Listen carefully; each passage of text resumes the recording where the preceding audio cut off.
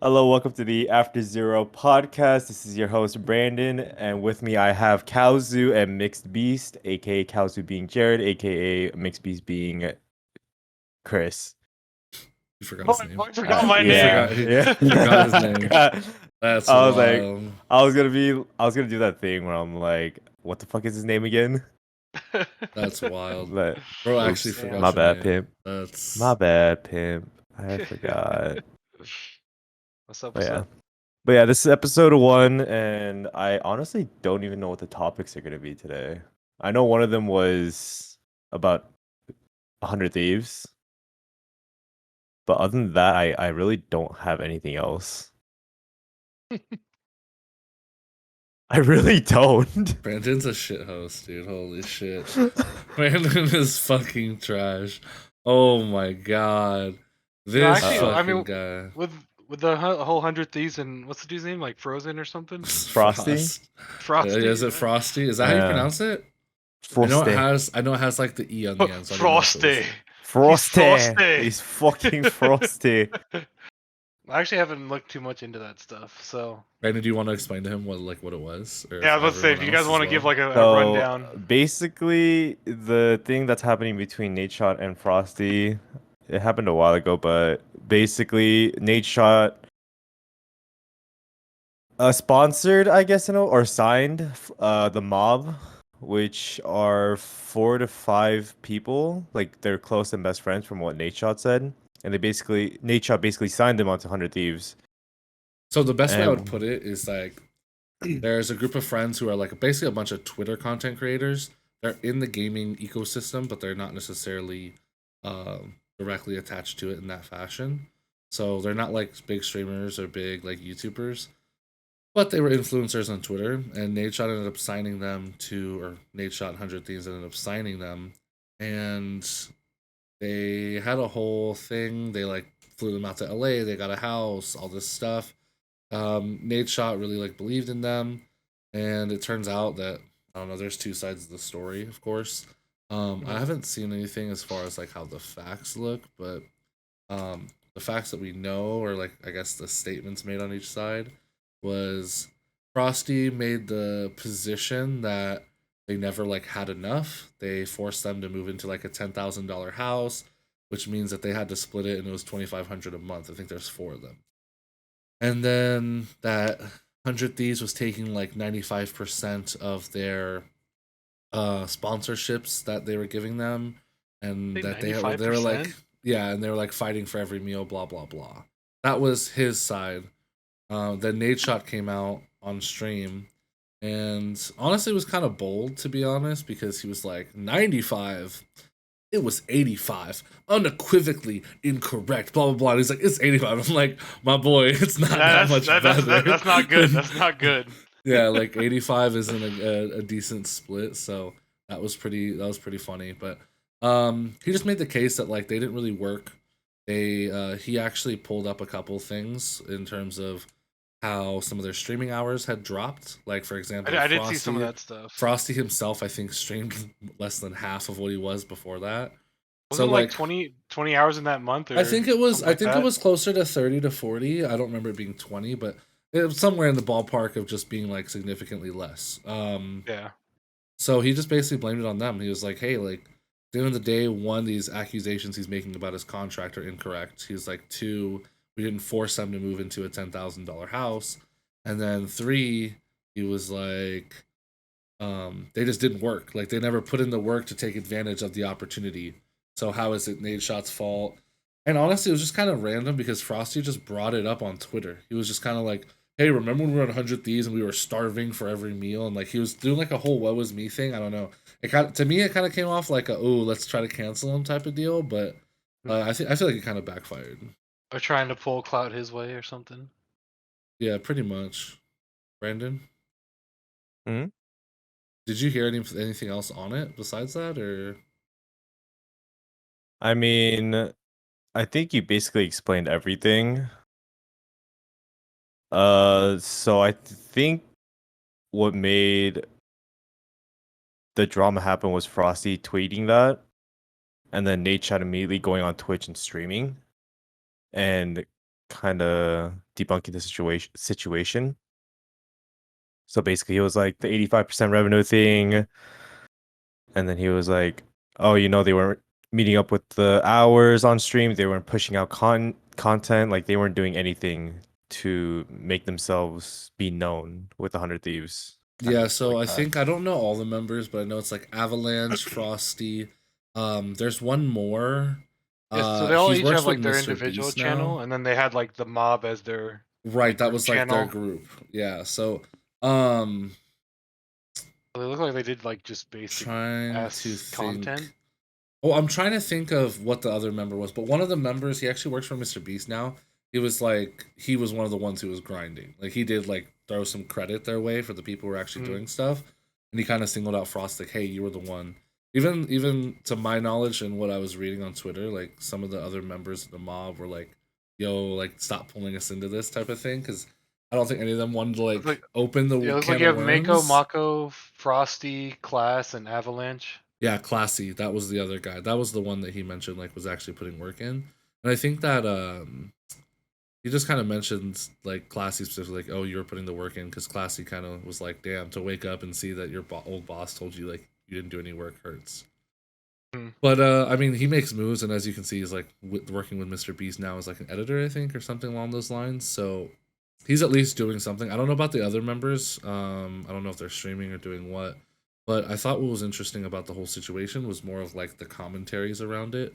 You had people like Moist Critical, Ludwig, all those type of people kind of keep up with or in the now. They were Yeah. keeping up with it and kind of giving their takes on it. And I think Moist Critical, yeah, it was Moist Critical. He had a take that I really agreed on because he mentions like at the end of the day, like it doesn't matter that they were taking 95. Oh wait, hold on. Let me backtrack a second. There was an important detail there. They had a sponsorship deal, like as an example that Frosty was talking about, where like the sponsorship deal was like $200,000, and they ended up getting 120,000 split for it. So I mean, pretty good sponsorship deal, but 100 Thieves did take what 60% of that. Hmm. But they could have taken 85, and that's kind of what Nadeshot mentions too. Like, oh, we only took X amount. I think it was really reminiscent of like the Tfue shit with FaZe, where FaZe was like, well, it was 95 in the Right. contract, but we only took 10, bro. We only took 10. Like, so Yeah. it's. I think I don't. And Moist Critical kind of dives into that, and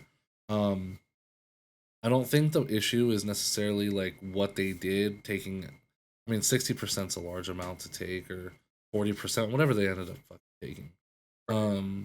What 80,000 over 200,000? Yeah, they took 40%. So, I mean, I don't think that's the issue. I think the issue at hand was really the fact that, you had a group of like a big organization or big group, basically picking on lower content creators by forcing them to sign a contract that was arguably immoral or just not the Yeah, right thing, predatory they're in by a position nature. where it's like they get a contract, and the excitement is basically going to make them want to sign essentially whatever percentage they're going to be given. Yeah, and then with them being all the other thing is that they're all 18. So with them all being 18, So they don't even know. you put a contract in front of them where they're guaranteed like 60,000 a year. That's their guarantee, not including sponsorships or anything else. I could be wrong on the figure, but I mean they're guaranteed like 60,000 a year and all that. It's basically like that's cool, but if you're taking or where you're in a contract where you can take that amount, then that's pretty shitty, So And it was just these um four like kids in a house together. yeah, it was four 18-year-olds in a house together. They had never left the house before, so it's like, oh yeah, that's a good idea. You know what I mean? Like, Yeah. especially being like a bunch Wow. of fucking like, I mean, nothing against them being 18, but it's like, dude, they're fresh adults, quote unquote, adults by law, yet they don't have like any life experience. Well, yeah, And it's like they came from gaming, right? So for the most part, they probably don't have the experience of life to and even handle that. I would also argue that majority of people in that culture at that age don't know what the real world looks like, or like having a job, or like doing I anything of definitely agree with that. substance, or Yeah. having responsibility. A lot of people who are in the space like didn't buy their own shit. Their mom and dad bought their PC. Their And not mom and not saying dad there paid for aren't the internet. exceptions, but like the Yeah, norm of for that is course. I would argue that the normal Twitter lurker who's sitting there commenting on every post from like a social media influencer that's in the gaming sphere, is like an 18-year-old, like not an 18-year-old, but whatever age, and like mommy bought their PC.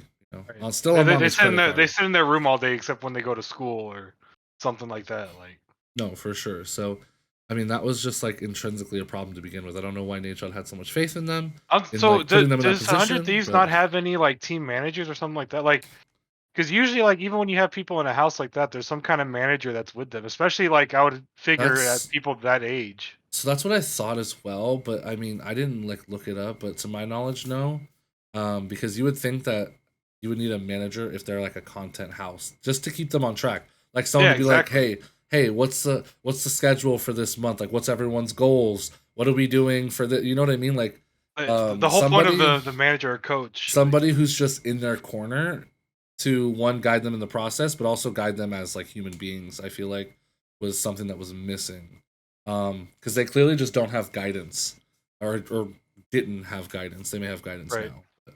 But, I really feel like that's a lot of what was missing there, but we don't know the whole story.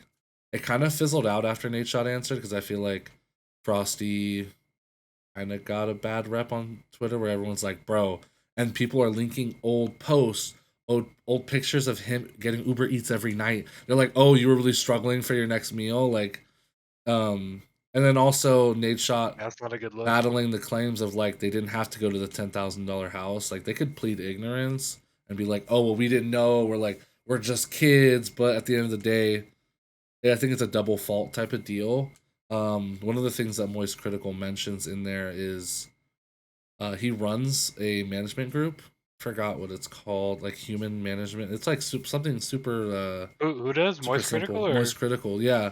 And okay. their contracts, I think he said like the highest, and I could be misquoting as well, was like 15 to 25%. He was like, you can easily still make a profit off 15%. So he was throwing a lot of shade towards like 100 Thieves and that. I mean, I wouldn't even say it's shade more than just is like, hey, I literally have a business that has tons of creators on it. Here's an example of who's on there, and we don't take more than like 15 or 20. Yeah. And he's like, and we're profitable. So that was an interesting like curveball. I don't know, Brandon, did you watch that, or I guess none of you watch him? I I think watch I his did stuff watch. sometimes, but not this one specifically.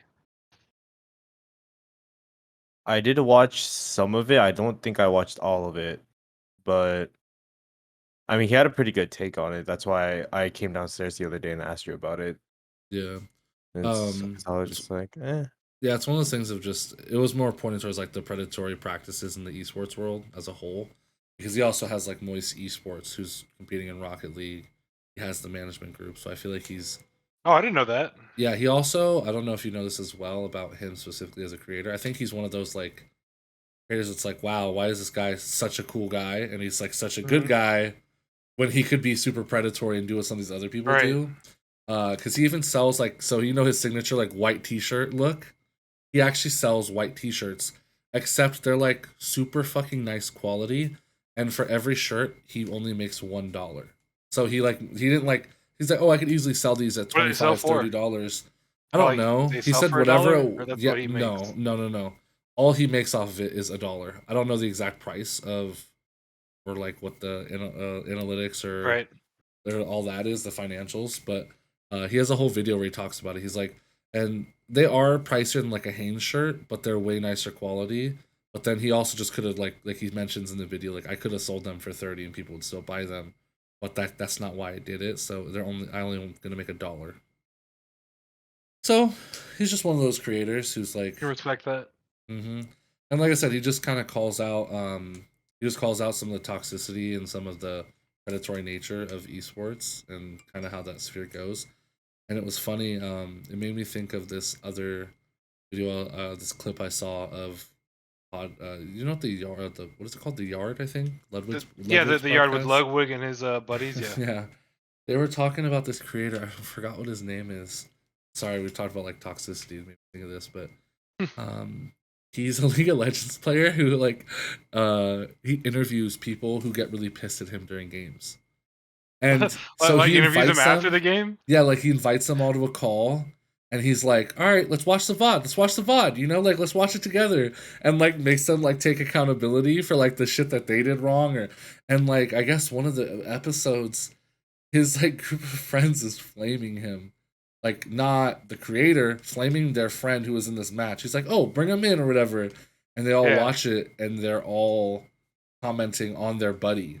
And he's a pretty small creator. Like when I looked today, his video only had like 24,000 views, which is fairly small. Right. In the grand scheme, yeah. But it's a pretty cool concept. And I was like, damn, I'd love to do something like that. That's actually great. It sounds so funny because I've been in those situations where I play someone in Rocket League, or like you can ask Nick, like, well, we'll play someone in Rocket League, and they get super toxic. I'm like, 1v1 me if you feel that passionately about it, you know? Right. And then the 1v1 me, and I'll absolutely shit The on old them. school 1v1. And like, just because I'm like, dude, here's the thing, like, I'm just fucking around and like random threes.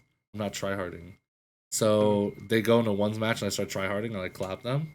And then every time they just leave and don't say shit. They're just dead Right, quiet. every time. Like, ego destroyed. Or if they say like 1v1 me, I'm like, all right, bet. Like, add me. Like, it's just. Yeah, they only talk when they win. Yeah, so like that I one think dude it's... you and Brandon had in Apex that joined in and was just like mic spamming. Oh my god! my For like God. 2 to what was that? That was like almost 5 minutes straight. That guy was just like, "You're fucking dog shit." You're there, like, dude. He was just popping off for no reason at all.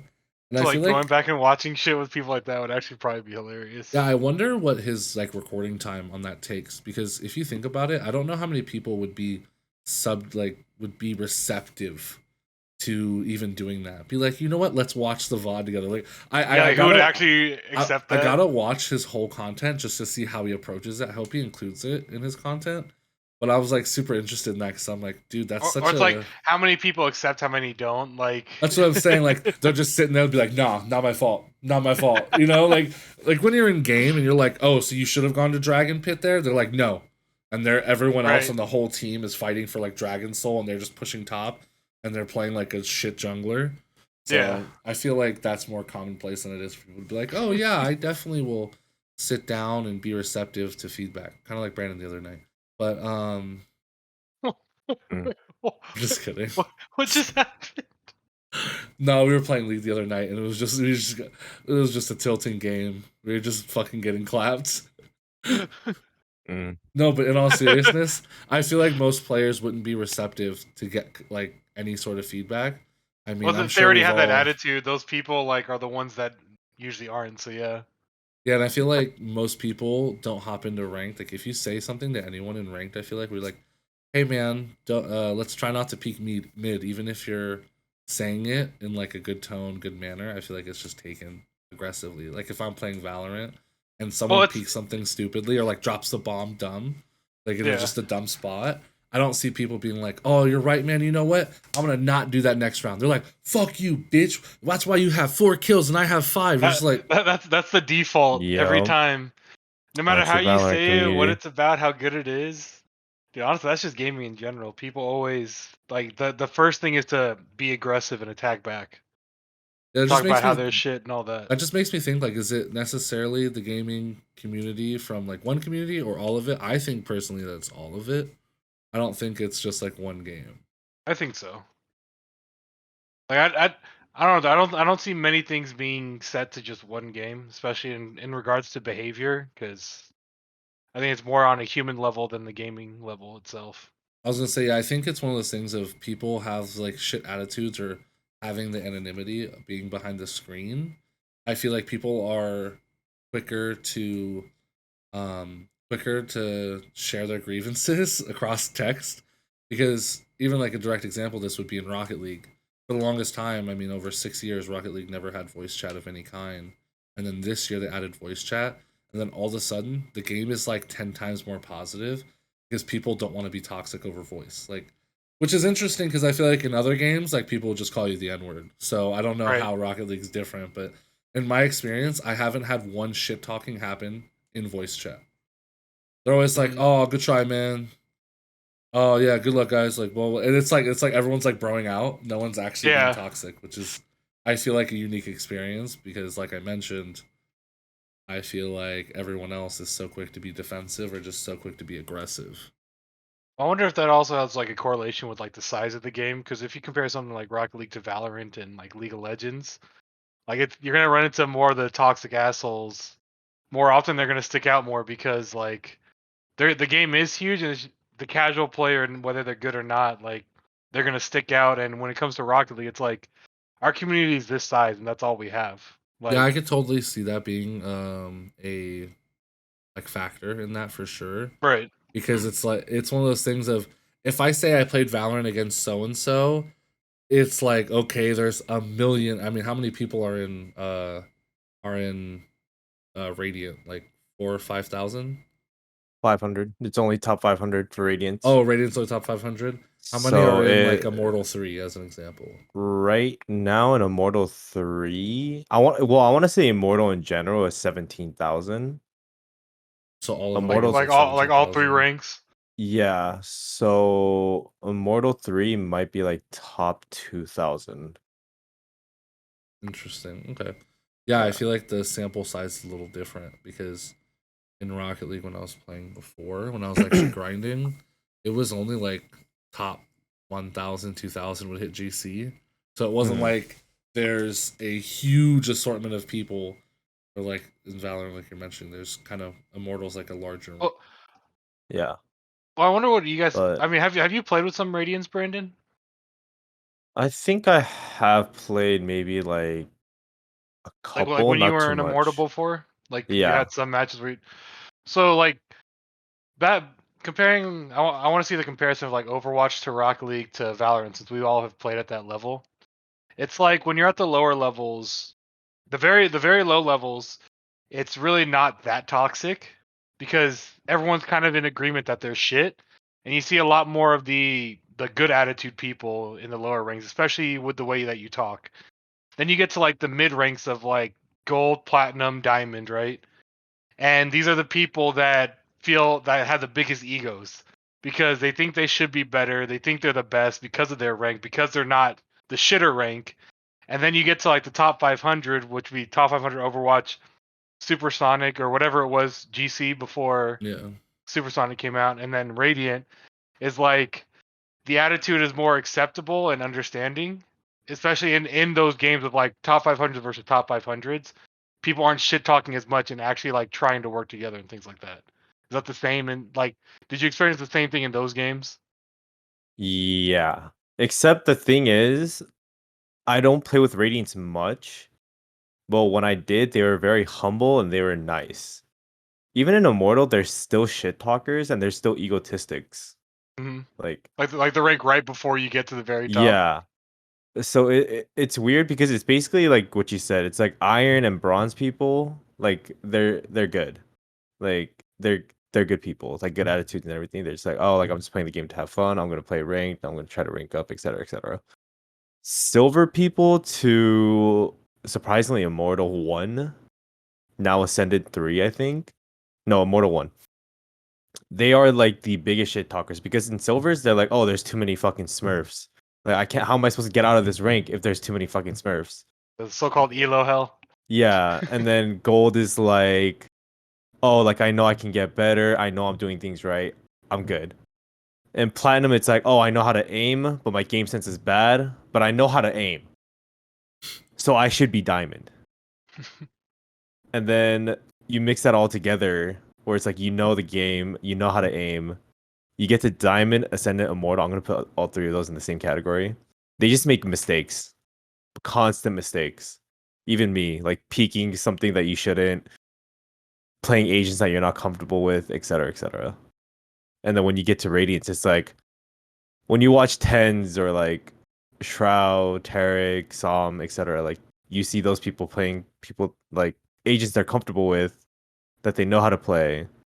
They're not auto locking, etc., etc. You know, but most of the times I think it's true. Like Overwatch and Valorant, like they're basically the same when it comes to like top 500. I would say that it's definitely like that in Rocket League, and I feel like a large proportion of that, like where that makes my mind go, and where I think is that when you're new to a game, you're learning so much, and it's like a whole new world. So like you don't even have time to be toxic because you're not exposed to what makes someone bad yet.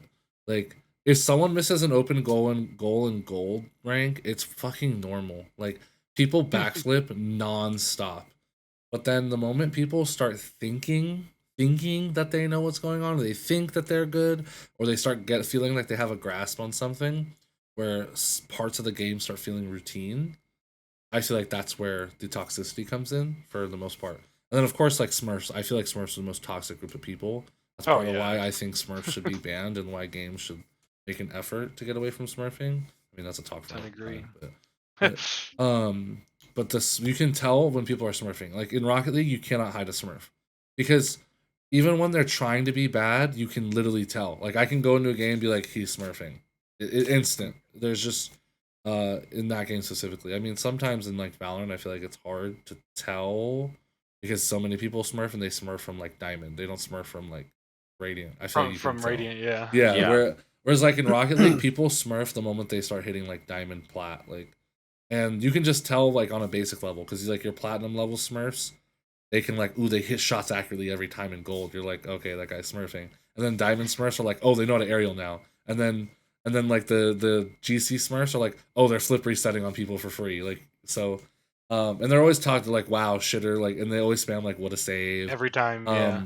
But then when you get to the higher ranks, I'd say the toxicity level decreases for sure.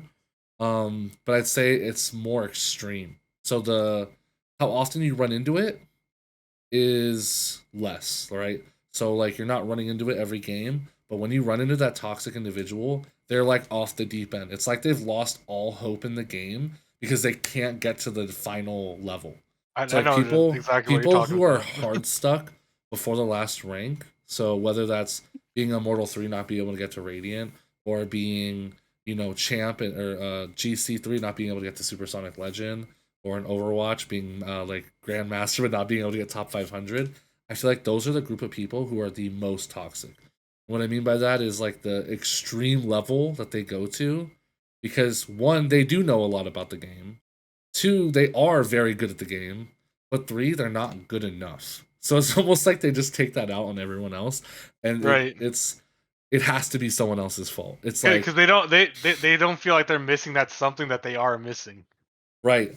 That gets them to that next level. It's just that little bit, whether it's like they just need to put more hours into the game or they need to put more hours into this section. But I feel like that's what makes them so like crazy and so like polarizing, because you have a set of people who get to that level, they're like, all right, I really need to focus on this, and they're just like set to the grind. Then you have the other group who's like, I want to get there, but I fucking can't, no matter what I do. And it's like you can feel their frustration in the game. And like my favorite thing to tell them is always like, GG man, hey, I hope you get through it. It's not normal being that mad at a game. Yeah. Because I want them to feel shitty about themselves, to be honest. Where I'm like, I'm gonna get back at you. I'm not gonna entertain your toxicity. They need to know that they're being a jackass. Like, yeah, I need you to know that your behavior is unacceptable, and I need you to feel bad about it, and like at least have some sort of inner reflection. Maybe you'll think about it, and hopefully it'll come back around at that point. Yeah, it's my favorite thing to say, only because I feel like it actually makes them. Some people will actually reflect on it, or like I'll say that in like voice if I'm in like a you know, a VoIP type of setting, and their attitude changes. Where like it's also like how are you toxic to someone who's like, hey man, hope you get through it. You know what I mean? Who's trying to it's also it's like they may respond like in a toxic way again, right? Like to close it out. But it's like your comment's gonna be sitting there. It's just gonna be sitting there stirring in their head. And at some point they're gonna be like, fuck, am I being an asshole that bad? Like you know in movies when like the clock strikes 12 and it's like that yeah. It's like that moment they die again. It's like it's not normal to be upset at pixels, and they're just like yeah. But one thing about not being able to hit like top 500, which I think is fucking shitty, are the stream snipers that are good at the game.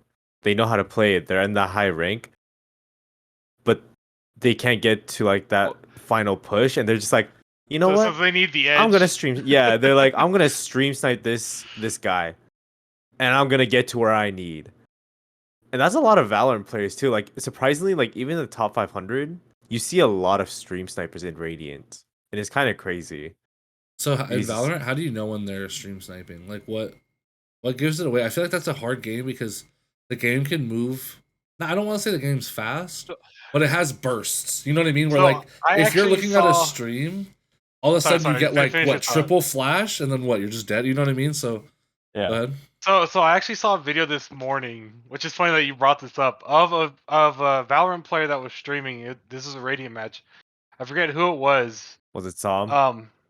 Yeah, is it the song clip on Because I watched that too on the beach TikTok. clip, or what's the beach Yeah, map? on Breeze. I forget. On Breeze. Breeze, yeah. So his team's lining up on A, and he's like, "All right, you guys push A. I'm gonna take the bomb B, right?" So he does that, and so like 10 seconds into the round, that's when he makes the call. So they're stacked on A, and he's going to B side. Then at 5 seconds, he turns around like, "Nah, fuck that shit. I know you're stream sniping. I'm going to A." As soon as the round starts, KO ults B, and none of his team is there. There's 4 of them on B, 1 on the backside of A. Yep. That's And he was like, wild. "Yeah, fuck you, stream snipers." Yeah. But one way to tell stream snipers is just how they get information. Like sometimes it's a good read, but most of the times it's not normal to 4 stack a side and have one just playing on a solo side. Like sometimes it's not normal. Maybe in the lower ranks, but in the higher ranks it's not normal. So that's kind of when you know that they're stream sniping. Mm. And So it's especially not when so they much check during angles. the match more than it is When the like, match before it starts. begins, like during the Yeah. buy phase and shit like that. Okay, Yeah. that makes sense. I mean, I could also see if you're defending, like just taking a moment to sit in the back of sight and just see like what they're gonna do, or like, Yeah. or like you said, just buy phase in general. I feel like allows that Yeah. opportunity, so I could totally Yeah. see that. Yeah, but I think that's more common in like FPS because I'm pretty sure it's hard to stream snipe in Rocket League because Rocket League is Bro, just based what on you your gonna skill. stream snipe? What you gonna Yeah, stream exactly. snipe? Yeah, exactly. I think it's just Damn, more bro, skill based. I watched the ball go in my net twice. Like, you know what I mean? Yeah. There's Or they're it's watching 'cause- it. It's because Go ahead. nothing's hidden. You know what I mean? Whereas Well, like, Yeah. and it's also like the pace of the game, right? Like something like Yeah. Valorant, because like for the most part, if you compare it to something like Call of Duty where you're sprinting around 24/7, it's kind of like, what's the point of stream sniping unless you're playing like a battle royale? I don't know about that, my Well, boy. search and No, destroy. no. Even in Warzone, there's tons of stream Well, no, that's why I snipers. said not talking about battle royales, because I mean, battle royales aren't the And- pace of a multiplayer like I map. see it. I didn't hear you say that, but no, I mean even search and destroy, like Brandon mentioned, is still stream snipe galore if you play search, but no one even plays that shit anymore. I mean, I guess Yeah. I could see that. I guess I don't have experience there because I guess I'm mostly talking about like team deathmatch and capture the flag and stuff like that. Yeah, I could see where like Halo. I know that wouldn't Search and help Destroy you. is like the game mode. Right, but like for instance, Halo Infinite, right, where it's like just TDM or it's like oddball. Mhm. That doesn't really help you. What you already know where they're at. It shows Plus, you. you can Yeah. see across the map, like Yeah, so Yeah. and the way the maps are developed, what you stream snipe and you just get beamed anyway because you took too long to react. And then it's like in Valorant when you Right. look over and see someone's screen and you see they're walking somewhere, you can kind of guess where they're gonna be and where to expect Yeah. them. So yeah, or if they're ratting or something like that, you just get a Mhm. free peek onto somebody who's should have advantage on you. yeah, I like could Shroud totally see shooting that. through walls the way he cheats, like it's crazy. All right. Well, guys, thank you so much. Okay. Yep. I'll never done. forget. You know what it makes you think of is when Shroud was playing. Was he playing with Justin? He's playing PUBG and he's aiming at these guys and he snaps, does a 180 and kills him, and then goes back to spraying the guy. Like he's spraying Oh, an yeah, enemy. Dude, I feel like I using the know what clip you're seal. talking about, but I can't like. Yeah, think about he it. was spraying an enemy. He had an M249. Yeah, he it was was the spraying an M24. It was a enemy. crate weapon. He immediately flicks like the way Victor did to me the other night on Super People. He just flicks to J9's head.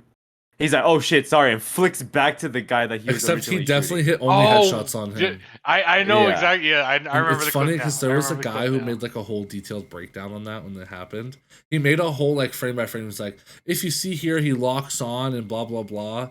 And it's funny because people always say that about him, but Chris, I'm like please Shroud lock. is an early alpha player for most FPS games because every FPS developer wants to give them their CD key. So I'm like, who the fuck got hacked for that shit?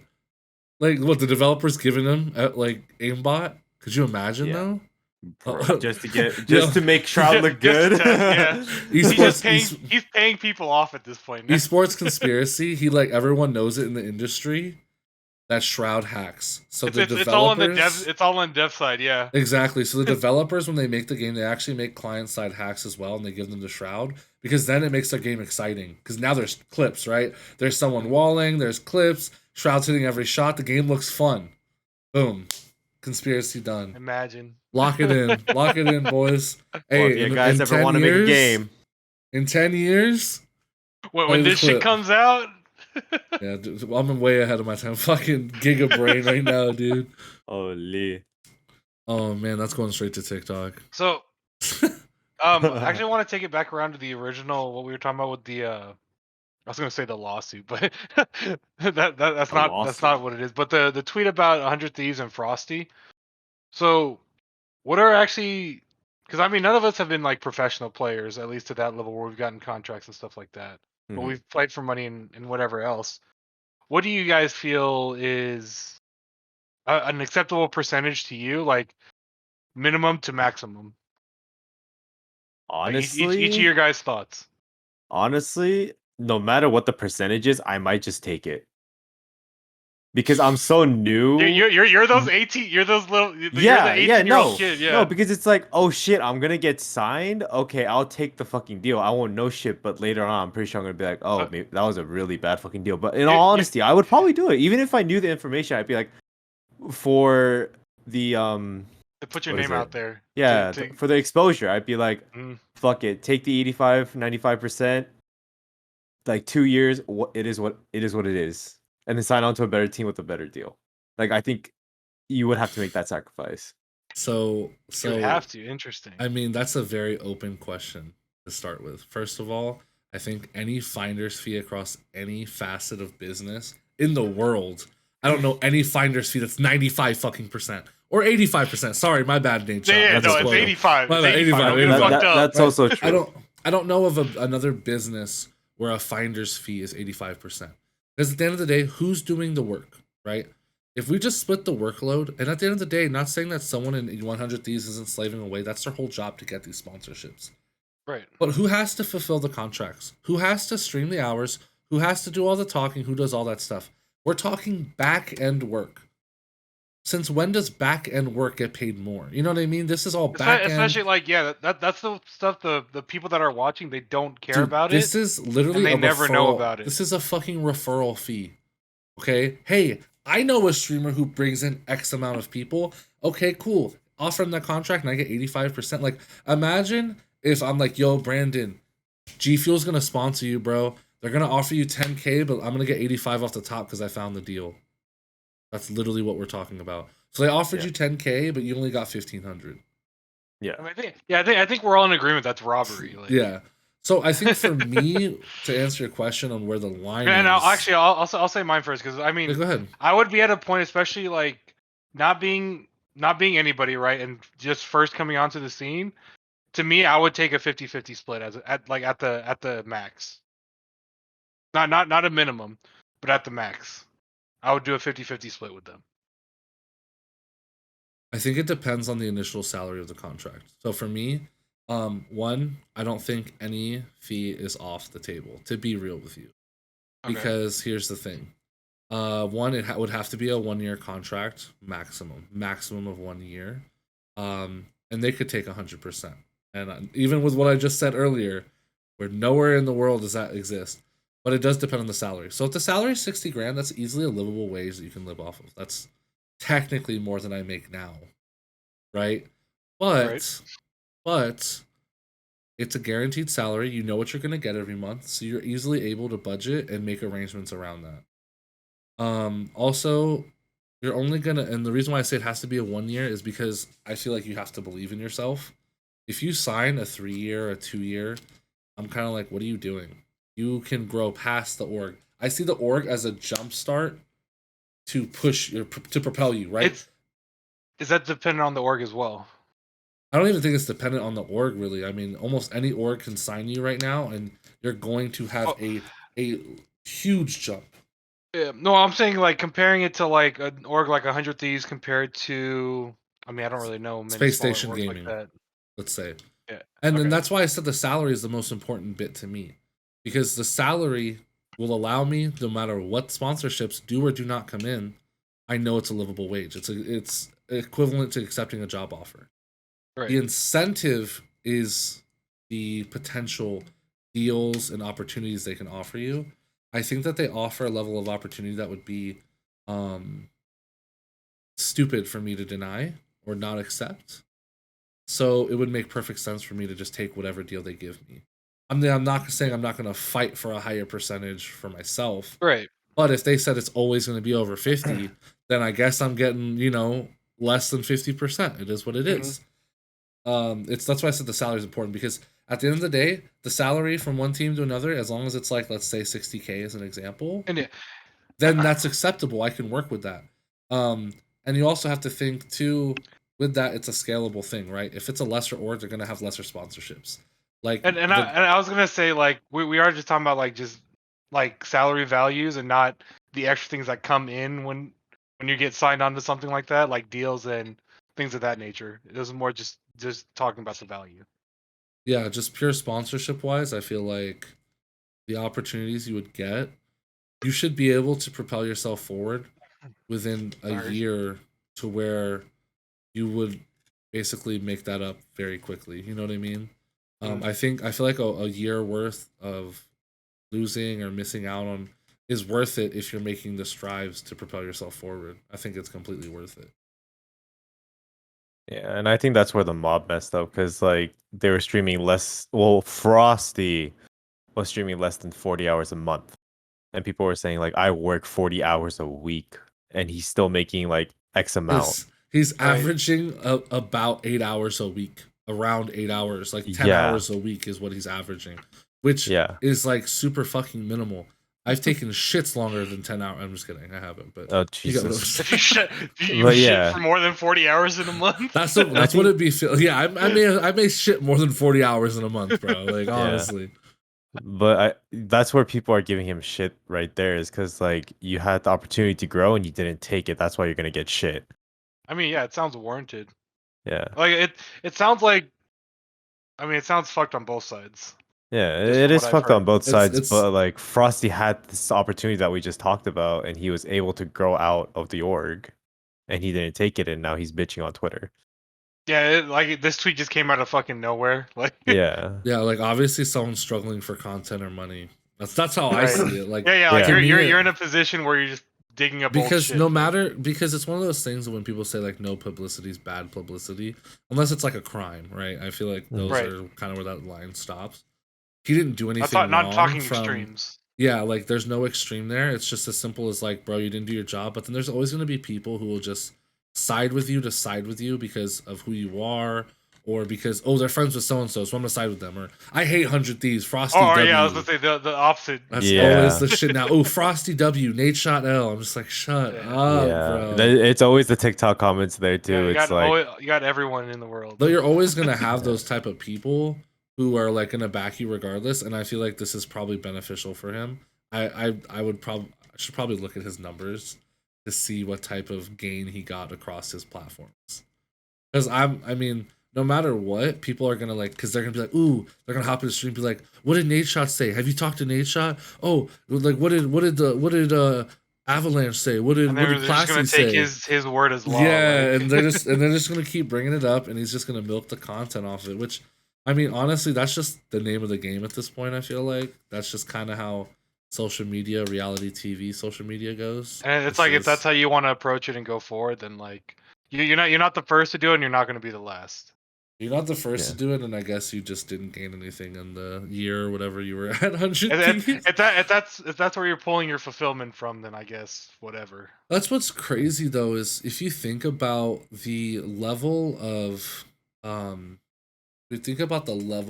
reach that 100 Thieves has. You know, when everyone talks about you're like 7 or 8 degrees away from any person, or for an example, like the 8 degrees of Kevin Bacon, that one website where you can like look up somebody and it tells you how like the far they circle are. of influence. Yeah, and when you think about how close these people are to others and who they have access to, I mean, immediately you think of 100 Thieves, like, isn't that? Oh no, Shaq is energy. Sorry, who's with 100? Is that Drake? I don't even remember who the fuck's on there. I don't remember who the celebrity is. But you get what I'm saying. Like, it's just the reach that these influencers have. Like, I mean, and some of the content creators that are on that team. You have like Vinny Hacker, who's one of like the biggest TikTok celebrities, I want to call them that at the time, influencers. You have like Valky Ray, Courage JD, Nadeshot himself. You have some huge names in the org just those people alone, I don't know how you don't like Nico Lowell, Foosley, like you How you have don't just like jump on board and just skyrocket from there. yeah, and I mean one thing is you have to have the content or like the personality for people to attach to. But at the end of the day, I'm just talking about the doors that open. The Like bare minimum. and that's exactly why I say that any contract, that's why I can agree with Brandon, like any contract for the most part works. But because of that, right? That level, you can't get that anywhere else. You know what I mean? There's no way Yeah. you're gonna have an That's audience. essentially what you're trying to do by yourself anyways. So it's like, why Dude, wouldn't if you? you message any of those people right now on Twitter and say, "Hey man, I'm an upcoming influencer. I'd love to partner with you on a video," that shit's not getting read. But if you're on 100 Thieves and they're on 100 Thieves, you literally have an excuse to talk to them. Mhm. It's free. You know what I mean? Yeah. And I'm not saying that there's not work to be done or that anyone could do it, but that's literally the door to opportunity. Is all it comes down to. Like, not anyone can do it because I think being an influencer and making content's hard, and it's not something that just anyone can walk into it. It's not probably what people think it is. But at the end of the day, he had like the golden ticket. You know, you were going to fucking Wonka's chocolate factory at that point. You already Yeah. were in the door. Yeah. He was handing you the keys to the warehouse, and then you were like, "But I had to worry about my last meal." You know what I mean? Yeah, and it's like it's just 1 out of 4 of the guys too. Like you said, the other guy, what's his name, Avalanche, works Classy. for Miss Classy. Classy works for Mr. Beast now. Like he was able to get, like I feel like the only reason why he was able to get into Mr. Beast's content group or just videos in general was because he joined on 100 Thieves. Yeah, it's definitely like a segue. Like he was definitely like popping off on Twitter. He was like one of the biggest Twitter influencers at that time, from what I remember. Classy himself, where he was interacting. Like his interactions on Twitter were pretty wild, which is what even put him on the map to be grabbed to begin with. 100% though. He's obviously someone who knew how to make people interact and make content. And also, from what I actually push saw, it out. their content was kind of similar, like the mobs content to like what Mr. Beast does with like these challenges. Yeah, and- I feel like that's they were all, and I mean that's another thing too though, is I feel like they were all like on the trend, because I feel like that's definitely like one of the big pushes that we've seen on YouTube or just content creation is like challenge oriented content, because there's like there's just a plain story there that's easy to follow. right, and it's just easy entertainment. I feel like it's also one of the easiest ways to just come up with ideas. Oh, like what if I play an Apex game with my left hand instead of my right? Like just random shit. Right. And it's like, oh shit, how do you do that? And it's like It's like the random thoughts everyone has, like they don't do it, but it's like it's a question that's asked. Yeah, it's always like everyone always like gets pissed about clickbait, but it's like, bro, you clicked it for a reason though. I was like, yeah. Like clearly it works. Yeah. You know it's clickbait and you're still here. Yeah, you're Yeah. still here and you're interacting with the content, you're watching the content and you finished it. Like you didn't just Even watch if it. you took time out to hate it, like that's an interaction to them. What do they care? Yeah, you still contributed to watch time. You still commented on the video. You still interacted with it in some way. So it's all those things that you hate are things that are like work. That's why you hate them. They are working. It's making you click it. It's making you watch hate it because you're not the one doing it, and you wish you were. Like, Yeah. That's the same with streaming too. Like if you ever play fucking shitty in a Valorant game, like there are so many times where people have come into my chat just to talk, and I'm just like, thanks for the view. yeah. And then they stop talking, and it's just like, all right, I guess they're gone now. Like, Well, they it's just the come into same your game shit. to talk shit. Yeah, Like, they just come into your my stream. Yeah, they just come into my stream. Like I've had it happen Like like that multiple couple, times. like that couple that came in. Yeah, Oh, I like that remember that shit. couple. Oh. And then there man. was like this guy, this kid, brought 5 of his friends, just saying like slurs and racist shit. I was like, you know what? Don't even ban these guys. Just let them talk. And then eventually, I think they all got banned in my stream, like from Just, Twitch. like, by auto ban. Either They auto use ban one or of the from blacklisted Twitch. words or some shit. Yeah, and then Holy like shit. they just, I think they like we tried clicking on their like profile and it was just gone. Like either they deleted it or they got banned. But Yeah, it either they was had just like spam accounts or they actually got yeah, banned. yeah. So I was just like, that's fucking hilarious. So it's funny to me too, like thinking about this stuff and then thinking about going to live events. It's like I've never actually seen people like toxic in real life in a real life event. and not just to me, just in general with the community. And gaming Yeah. specifically, Yeah, yeah, 100%, 100%. yeah, no, Because yeah, like, yeah. I'm what are you talking about gonna gaming. like? I feel like I've never seen it. I mean, there's definitely those clips, but like at the end of the day, like it wouldn't happen to us. You know what I mean? Like I've never. Well, and I mean that's a very small percentage, like those clips, which is why they're so big. Oh Because like yeah, the 99.9% norm is everyone like literally just enjoying the game together. and they're just like, Yeah. Like GG. yeah, like, and Yeah. I'm not talking about the friendly banner and stuff like that. I'm talking about like truly toxic, shitty people. Yeah. I've only seen it like a couple times. Like there's some Rocket League players now who are a little more toxic, but they do it for like entertainment value. So like the one dude, his name's Calm. He plays for Version 1 Esports or Version 1 .gg, whatever you want to call him. And he'll like score a goal and he'll just fucking scream at the other team. And he's like, "Well, I played like traditional sports and I talk shit, so like that's just like he." But then he's super cordial outside of that. Like everyone's friends with him. Yeah. Everyone likes him. Yeah, and I'm not saying like the personality was. I'm talking about like the truly toxic people. That's what I'm saying. You're right. I'm saying that's like a testament to that. Even the guys who are like toxic or like create drama, for the most part, they're not like, "Oh, I hope you fucking die," you know. Whereas that's like no one actually commonplace. wants that. Like when you're sitting there in person with each other. Oh, for sure.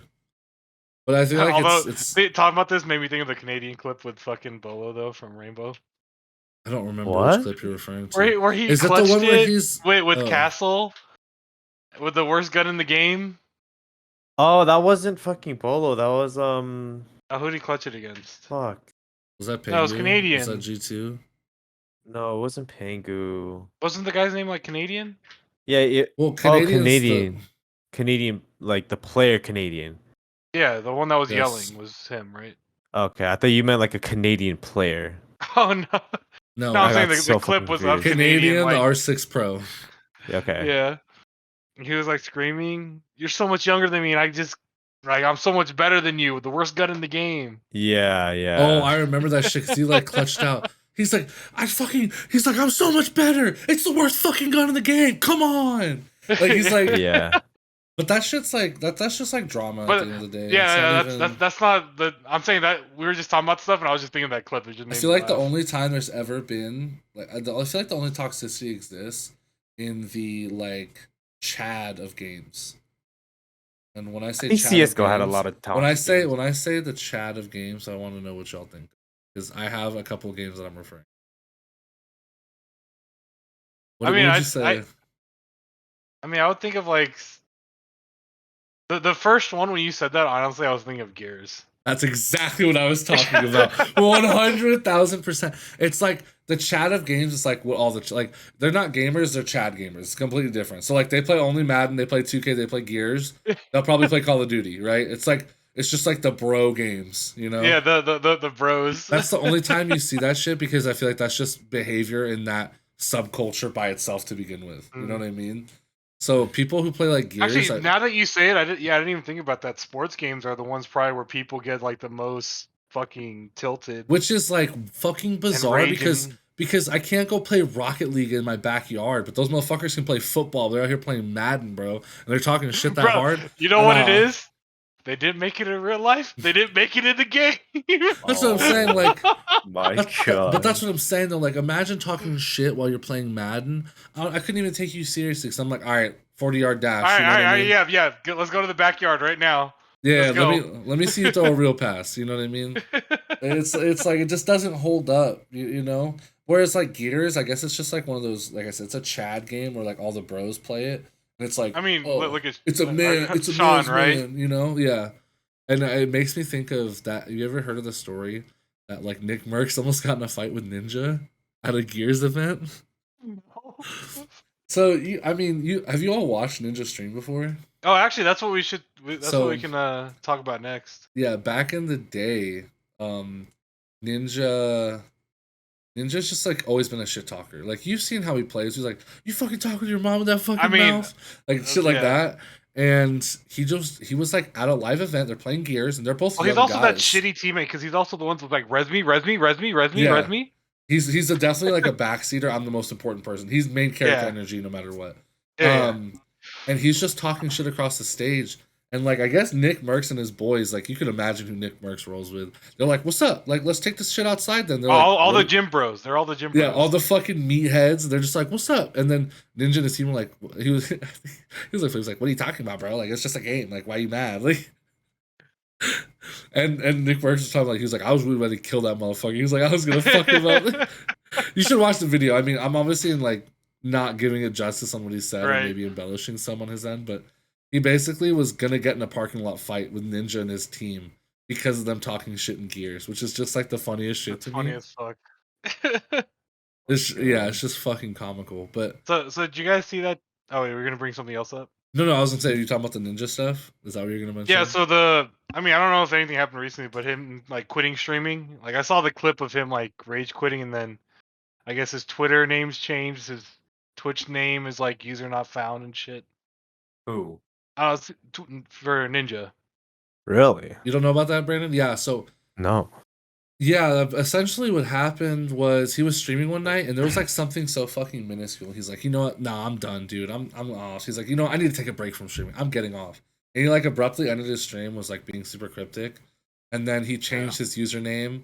So in on his Twitter. Twitch stream, his Twitter banner, it says like in game or some shit like that, or like dropped in or something. But then it said like checked out or something. Like that they changed it. I thought it was like his username on Twitter was like user not found. No, he also did that too. Okay. So What? and then he said, "I don't know when I'm going to return back to streaming or where." So I feel like it was just a marketing ploy the whole time because I was gonna his, say Oh, that. yeah, he I was gonna signed say. he signed his YouTube contract on September. What's today's date? I think it was September 7th of last year, and then he did that on September 5th or 6th.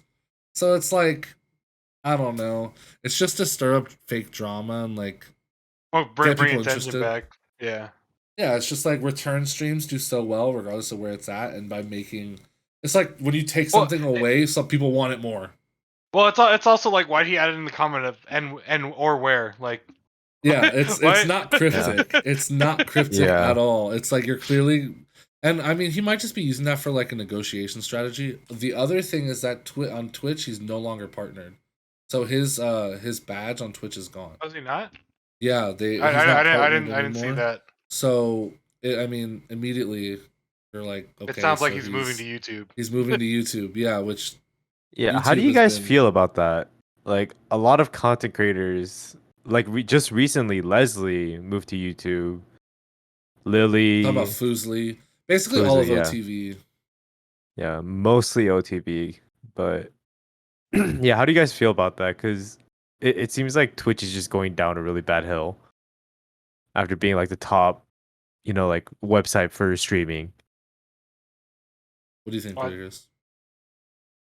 I think it makes sense because Twitch hasn't really done much to help themselves maintain their platform for being the top streaming platform because they focus on like the top 1%, which in most cases kills every industry or like organization. Yeah. Is you put so much focus on your top 1% that you end up losing the 99. Yeah. I would actually argue that that's not even their problem, though. Because if you look at the Okay. creators that are leaving, they are the top 1%. They are losing the top 1%. So when you think of Twitch, you think of certain streamers. Like I'm sure anyone can name off a plethora of streamers, and a handful of them are gone. So when you think of Twitch, you think of that top 1%. They're losing their 1%. And the reason why I think it's happening is because they don't care about the streamers.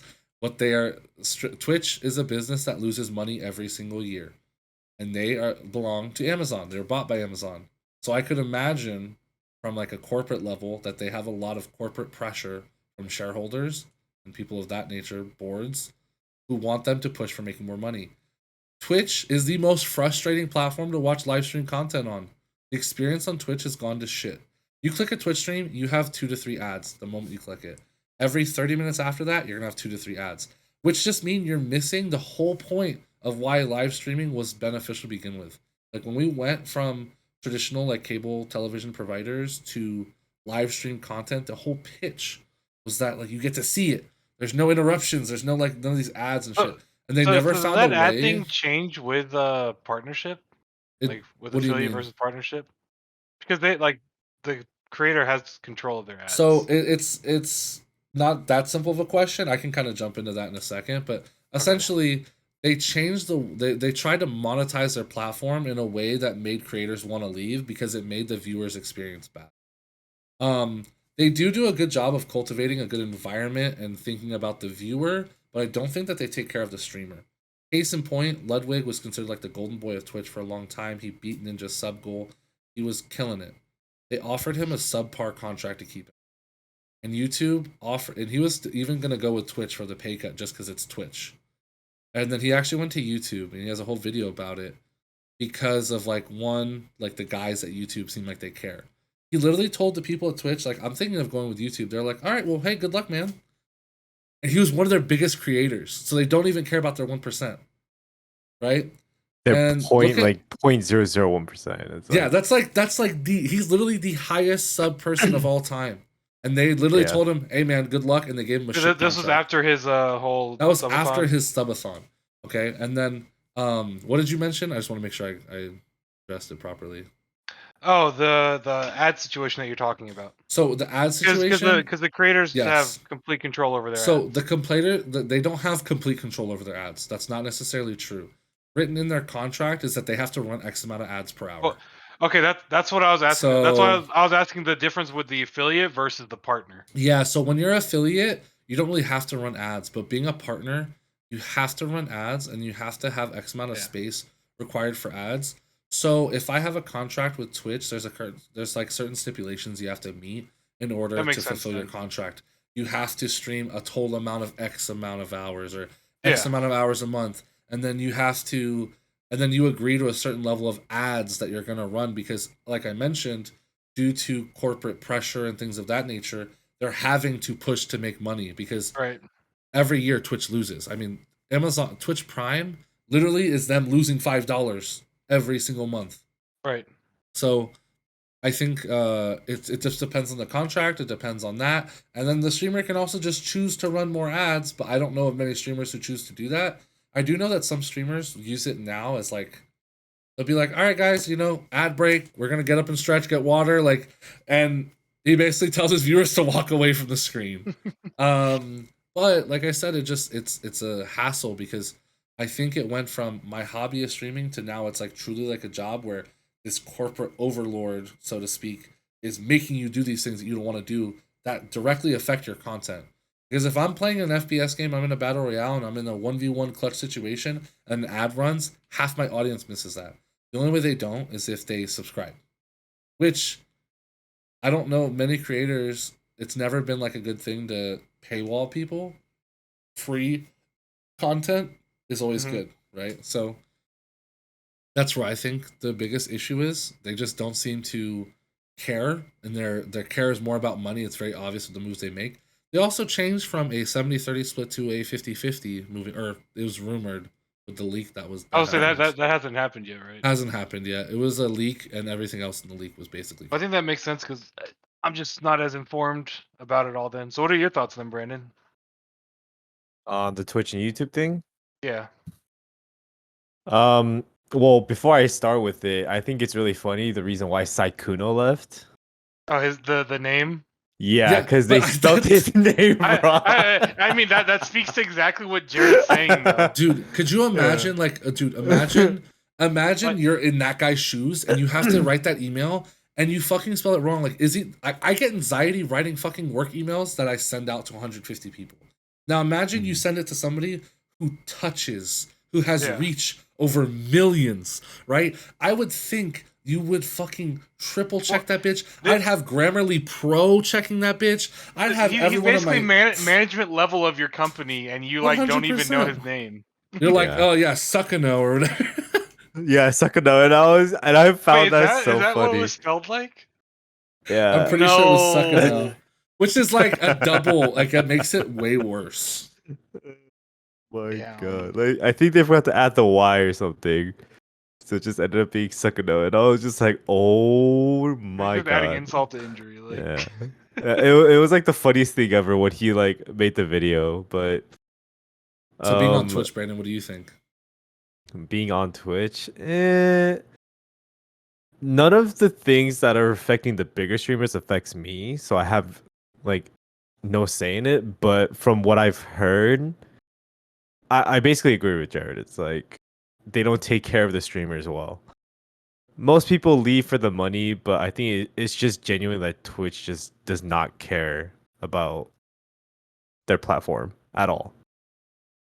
Like they're like, oh, there's always the next big streamer coming up. If you Well, leave, we'll find another one anyways. it sounds Type like of their attitude. focus is in the wrong direction. Yeah, because like I remember Toast talking about it, but there's like thousands, hundreds of thousands of people streaming every single day. 0 viewers, 1 viewers, everything. And like their search, like to be able to find somebody is really, really hard. Yeah, if there's 0 viewer Andy, you have to like scroll Yeah. multiple What? times. Yeah, and I Yeah. think that another way they're trying to like assist in that is they're adding 5 more tags to each stream. Well, it's not even Why? it's not even just that. It's one of the bigger things that you hear a lot of creators talk about. And I don't have like firsthand knowledge on this. This is just what I hear a lot of them say, and Hmm. which is agreeable. And towards Brandon's point, when we think about this, is it's undiscoverable. So YouTube as a platform has built-in discoverability. TikTok as a platform, built-in discoverability. Instagram Reels, built-in discoverability. Twitch as a modern day social media platform has none. In order for you to find somebody like we're talking about, you have to scroll so many times. Yeah. So it makes it to where they're not taking care of their 1%, as we can tell by the number of people who are leaving, whether that's not offering them enough money, whether that's not supporting them or even knowing who they are, whether that's, you know, changing the split of their revenue, making them do so many ads or affecting their overall viewers experience. But the average streamer, how can you possibly grow on that platform? Like that's why I said before, if you're just streaming on Twitch, you're just waiting to hope to get lucky. And that you're waiting to hope. Not even waiting to get lucky, you're waiting to hope you get lucky. And what's funny is Like, that's literally what everyone tells you. Like yeah. there's so many different platforms that you have to grow everywhere. You have Yeah. to put yourself out there everywhere. Even the biggest content creators now, like that's how they have to stay on top. If you look at I'll give like a direct example, someone who's not necessarily like on Twitch like that, but has done live streams or YouTube content. Philip DeFranco has been on YouTube for over 10 years. And even being on a platform that has discoverability, in order for him to keep growing and for him to continue being on top, he has to make like a TikTok, YouTube Reels, he has to do YouTube Shorts, he has to do all these new things. And Twitch just doesn't, and none of those have Twitch included on them. So there's no natural growth on Twitch. Twitch is a platform where if you want to stream as a hobby, that's fine and that's great. I think that a lot of these bigger streamers profited and were like on the perfect timing to just grow and you could just stream and that's it. Like someone like Oh yeah, Pokimane. they're the like originators of it. Yeah, like Pokimane as an example, the no shade on her by any means, but she literally she'll say she started streaming as a hobby, like someone like, oh, you should stream, and then she was like one of the bigger first girls who appeared on the platform, so people just naturally started following her, regardless if her content was good, bad, dog shit, great, whatever. She was just at a time where all it was being there, right? She was just there before everyone else. You can't do that anymore because everyone's there. It's like the kids who are like, I want to play pro football, but they're 5'1", and they're like 90 pounds. You're like, dude, you can't play football. It doesn't work that way. You showed up. And the sample pool is so large now. It's like you have every type of person there already. Yeah. Like it's been there. It's been done. Yeah, there's nothing that's like, that's what's so crazy about it now is like, how do you stem from that? Because it almost feels like there's nothing like proprietary to anyone. Like, Right. there's always someone who's done that or done this, and like every idea has been fleshed out. Not really, but you know what I mean. Like And it's like and you're forum. getting to the point where it's like, oh, so you're just another blah blah blah. You're just another this or Right. that. Yeah, and like I said, with that being said, I mean, there's just not a way for people to grow on Twitch. So why sit there? Like when you look at the people who have moved over to Twitch, as an example, I was actually watching a Ludwig video about that today. He's for the first time in his whole career, his main channel averages over 1 million views every video since he moved to YouTube. That's not because he's signed with them, it's because the way discoverability works. So what he does is he streams on YouTube and then he posts and sends everyone to his newest video. So every stream has a purpose of like then relaying content there, and that alone has like doubled his YouTube audience. Same thing with a lot of the other people who. I was gonna say another one to bring up is like Maximilian dude, who I like watching from like the FGC and stuff. Yeah. I think he just had his like 1 million subscribers on YouTube or something like that. I forget what it was. Let me see.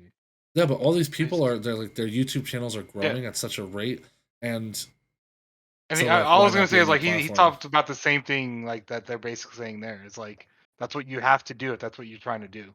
Yeah, if that's your end goal, you have to do those things, or else you're just wasting your time. You know?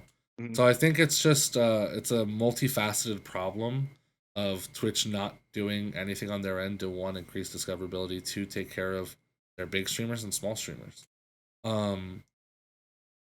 And I mean, also just like they just like aren't willing to pay the same money. I guess like YouTube's giving out checks, and they're not giving out checks at all.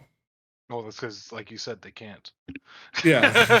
Well, I think they're just like getting tighter with it. You know what I mean? But Oh, definitely. Like that's yeah, I something think that happens over overall it's time. just the experience is changing, and I'm interested to see. Like, I'm actually wondering if Ninja is going to try to pull something out of his ass. Like, I'm just like curious because I feel like he's one of those people Well, that's pull to like I was gonna say push the only other another thing new would be company. like he'd be like a Doctor Disrespect and like create his own streaming platform. I'd like to see someone do that just to like shake it up to see like individualized streaming platforms, like But where it's like Mixer tried that.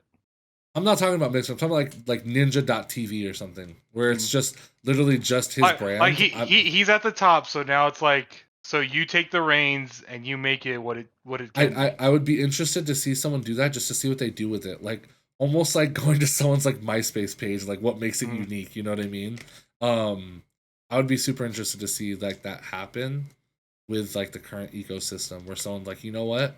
I'm not streaming on Twitch. I'm not streaming on YouTube. I'm not streaming on fucking Coffee or whatever the hell else there is out there. Mhm. Facebook gaming, is that even still really a thing? Facebook Yeah. gaming, yeah, it's still a thing. Um, I mean, what's funny is everyone says it has more discoverability than Twitch. So, but it also has like too many fake viewers. So that's like one of its biggest problems Mhm. is none of the viewers are authentic or real. So this discoverability is like fake. I'd be interested to see that. Just see them take a stab at having their own platform and see how they sustain that. You know what I mean? How viewers would translate and all that. But I think that's actually a good place to end, though. You guys think? Yeah. I was gonna say the same thing. Tell everyone who you are, then I guess. No. I'll start it. I'm Mixed Beast on all platforms, so stream on Twitch here whenever, sometime. No schedule yet. I'm also Drunken Korean TV on all platforms as well, mainly on Twitch. I'm Kalzu or Kalzu underscore on pretty much any platform, Twitter, YouTube, TikTok, Twitch, all that. You can follow me there. And then you can also follow our After Zero content below, which will be like Twitter, TikTok, all that type of stuff. It'll be a combination of all our different content forms from all of us, as well as more podcasts to come. So stay tuned for those in the future, and we'll see you on the next episode. Peace. Good enough for me. Ooh. Good enough for y'all. Yep. Yeah.